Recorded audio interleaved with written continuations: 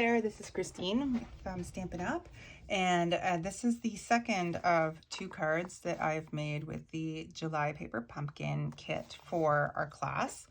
So for my subscribers, so you'll have received in your kit this other envelope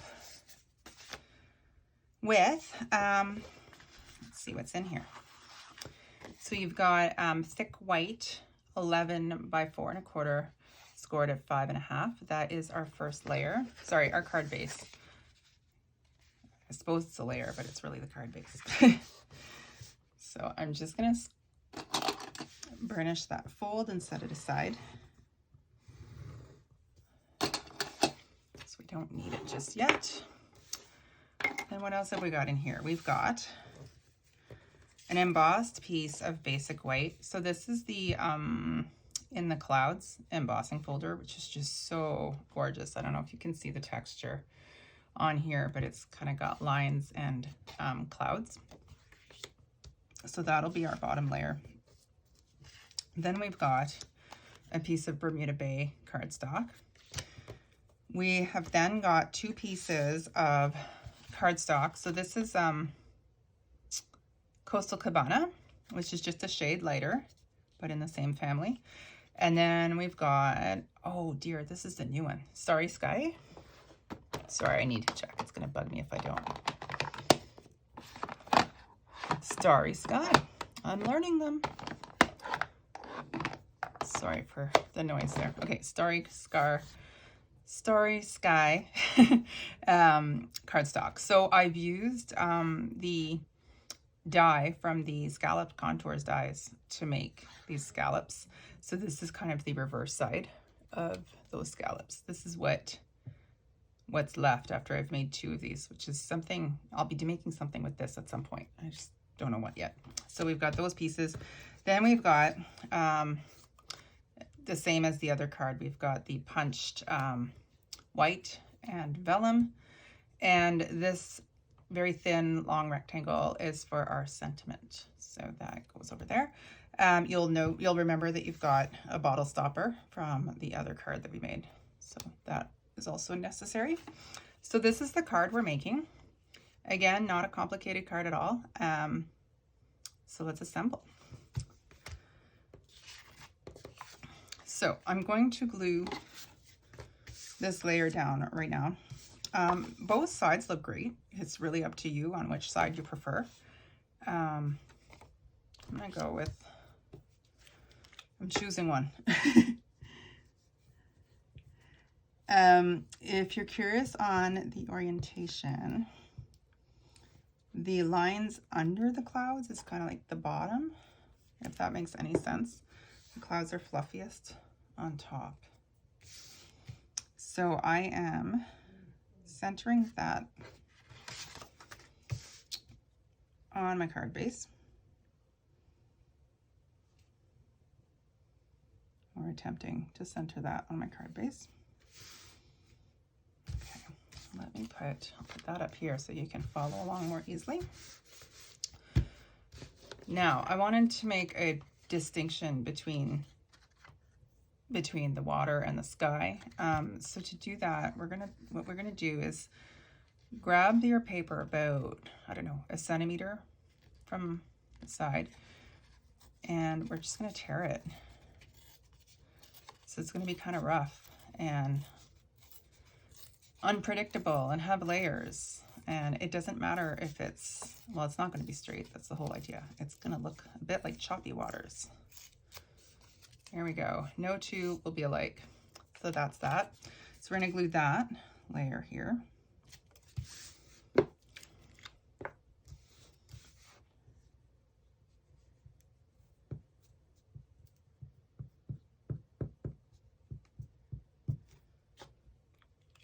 And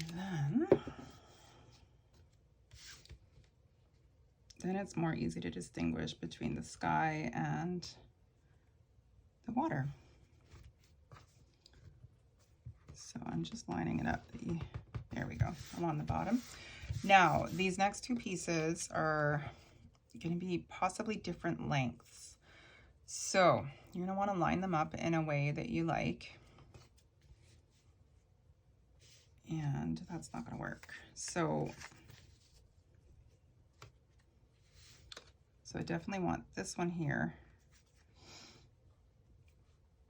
And I want to offset it a little bit, but I can't offset it too much because, so I've got, in your kits, you'll kind of have the same length, but in mine, I was kind of playing with scraps and yeah.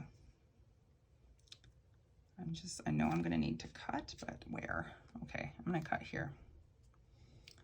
So you can use your snips or a cutting board to snip off what you don't want.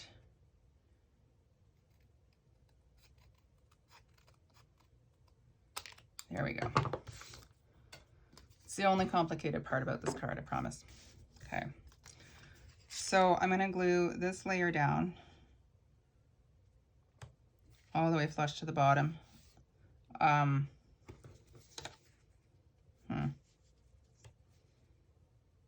Yeah, it's fine. So I'm just gonna put glue at the back of that one. Because I was using that die to cut my pieces, they're not all the same. Yes, that's fine. They're not all the same length. So anyways, we're trying. You'll have to lay them out and see what looks good to you and how you want to go ahead. I think these are the most random ones that I kept for myself. They should be a little bit more uniform for you guys. Okay, and then we've got this blue piece. Now, before I put the blue piece down, let's do our bottle.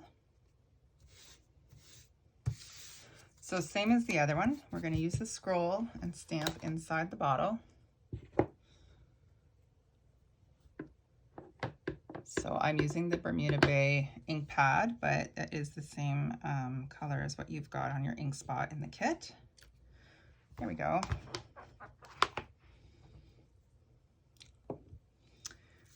And I'll put this away. Now I'm going to put a glue dot on the bottom of the scroll and on the top. Oh, it stayed stuck. I will do it this way, or not. Goodness gracious. There we go. Telling you, dreaded glue dots. Oh, for the love of God. That one got all scrunched up. I'm not going to use that. I wonder if maybe my ink is still a bit too wet. There we go. Stay put, you.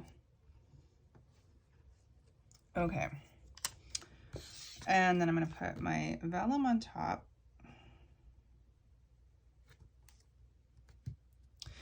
And we're going to add our cork.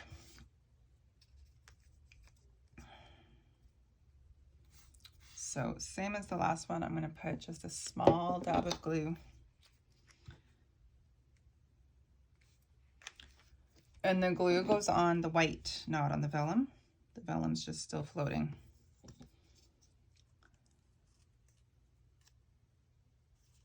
There we go. And I'm going to cut off the excess.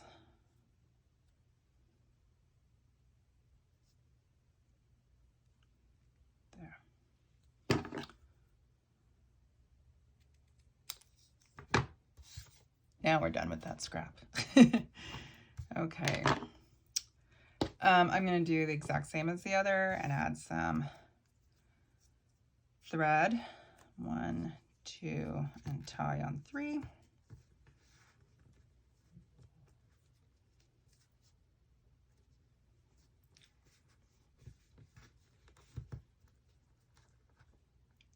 If we were doing this in person, you'd see that I have my tongue stuck out while I'm trying to do this. Not while I'm talking, but there we go. Good enough. Okay. And I'm just going to cut off the excess.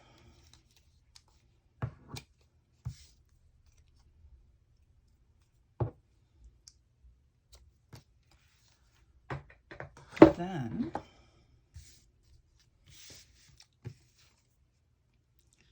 so we're going to put dimensionals under this piece so that it's raised up, and we're going to put our bottle so that it's floating like so. So you can put some whatever adhesive you like on the back of your bottle. I'm just going to put a little bit of that. Now, it's just for positioning. I want to make sure it's not too low. So before I press it down,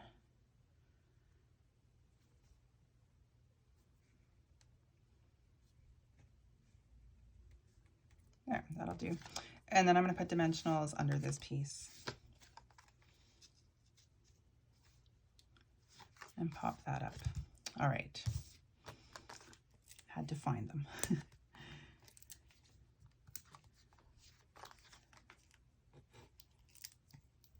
I don't know about you, but my dimensionals are always Frankensteined, as I just need a little piece here or a little piece there, and I just slice the heck out of them.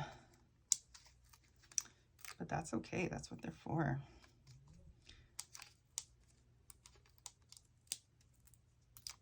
These ones are harder to peel off. I think they're from one of the paper pumpkin kits. Sometimes they're easier to do than others. All right, so the secret to lining this up is to line it up on the bottom without it being stuck down. I'm just gonna, there we go. And then when you're happy with it, just tip it. And there we go. Now we've got a floating bottle. So now we need a sentiment. I did Thinking of You, which I will do again. This one here. And that is going to go on this skinny piece of paper here. It's just a tiny bit bigger than 1/4 inch. And I promise it is big enough. So just line up your stamp.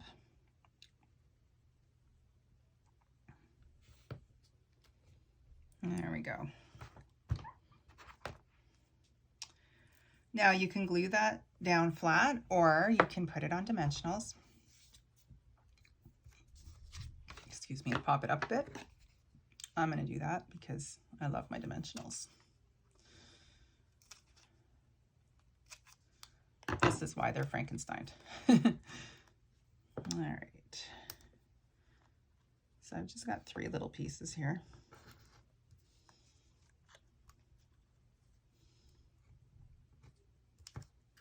There we go.